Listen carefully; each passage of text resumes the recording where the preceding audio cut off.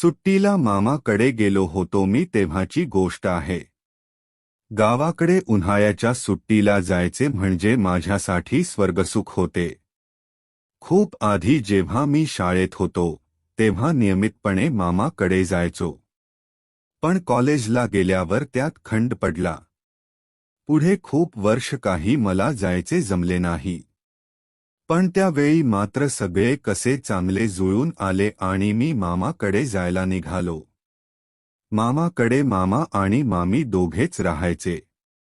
मामीला भेटून खूप वर्ष झाली होती। तिनेही मी येणार म्हणून चांगले खायला करून ठेवले होते।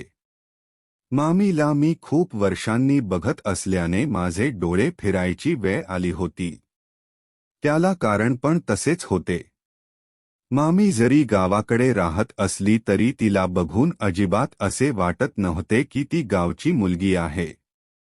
दिसायला जशी ती चांगली होती तशी ती राहायला पण खूपच चांगली होती।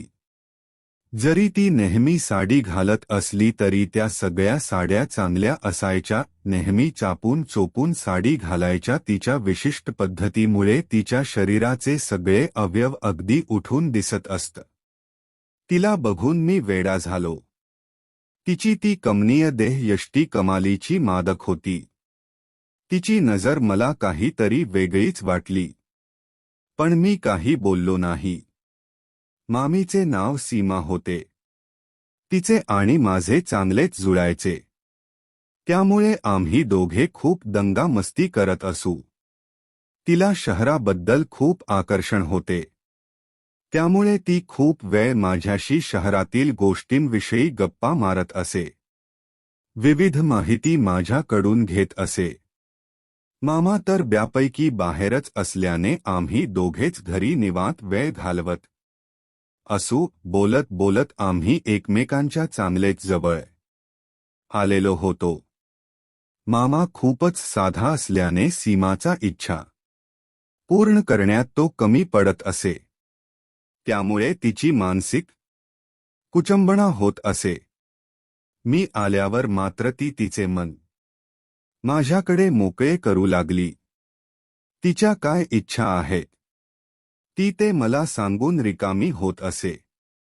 आम्ही चांगले मित्र झालो होतो म्हणा ना। दिवस जातील तसे आमच्यात जवळीक वाढत होती। तिची नजर कमालीची बदलली होती। ती माझ्या शरीराशी लगट पण करू लागली होती। मला ते जाणवत होते। एकदा मामा कामासाठी बाहेरगावी गेला होता। साधारण 15 दिवस तो येणार नव्हता।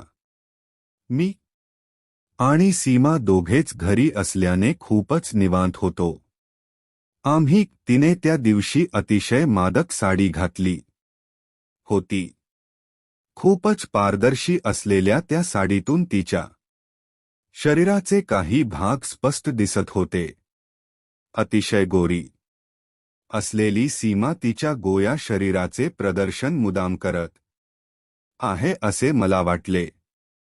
ती काम करत होती आणि मी शेजारी तिच्याशी गप्पा मारत उभा होतो।